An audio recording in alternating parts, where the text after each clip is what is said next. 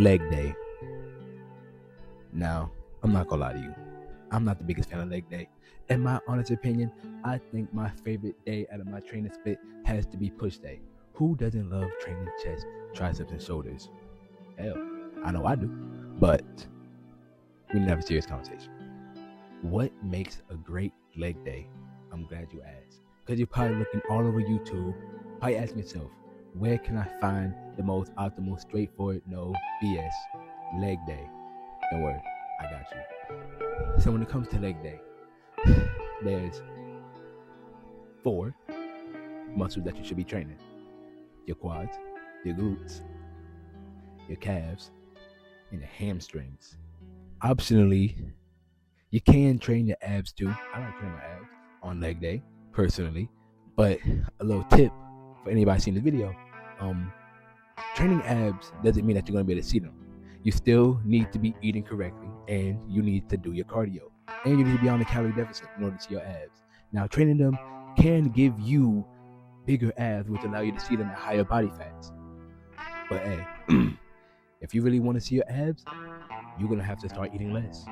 Now, when it comes to legs, number 1, we have the quads. Quads are trained with 2 different movements: knee extension and a squat variation.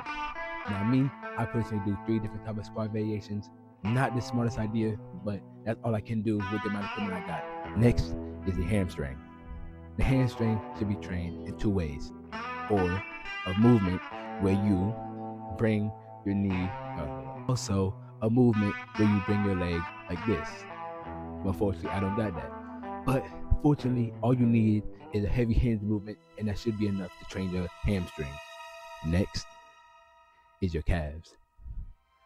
A muscle that people think doesn't grow, but I promise you, if you train it enough, it will grow just like any other muscle, although it doesn't grow as fast. All you need to do is calf raises. Last, the glutes, the strongest muscle in your body. Now, to train the glutes is usually trained when you're training your hamstrings and quads, because the glutes are also used during squat variations or heavy hinges.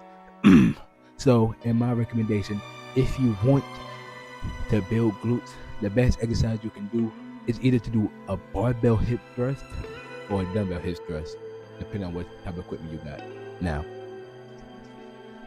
I don't know if I should be continuing doing all this talking, when instead I could just go out my way to show y'all all of these workouts I'm talking about. Now, personally, I do not train glutes.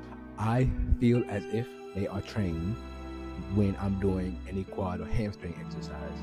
Now, when warming up, I like to do leg raises as it gets my abs prepared for any other ab movement I do later in the workouts. This is my main ab workout.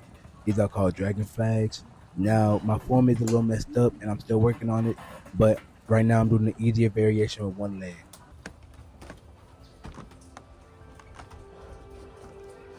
To be honest, I have no idea what to call these. I kind of just made these up, but hey, at least they work.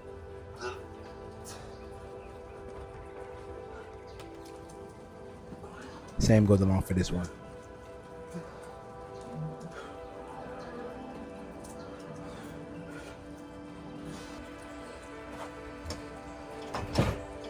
Now, if you want strong quads, this is the main exercise you gotta do, as this has built most of the strength and power in my quads in the first place.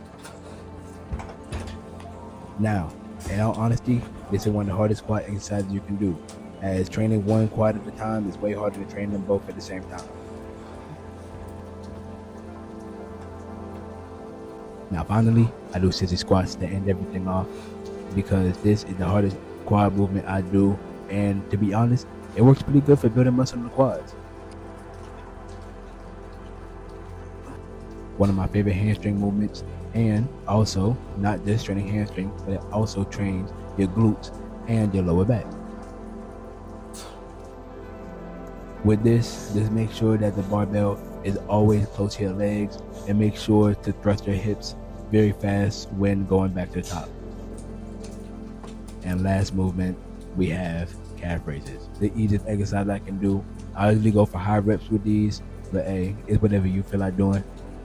Hey, it don't get no simpler than this.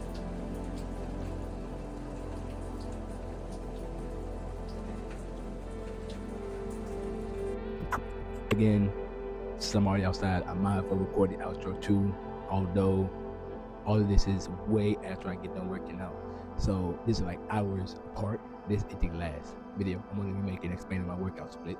I'm going to put these all in a playlist so that it's very easy for y'all to find, just in case anyone's wondering what my workout split is looking like or what it's like. My next video, I have no clue after this one. But yeah, that's about it. To be honest, I have no idea what I'm finna do for my next video since I went over my whole split and I really don't do nothing on rest day other than run. But hey, y'all gonna figure it out by the next video I make after this one.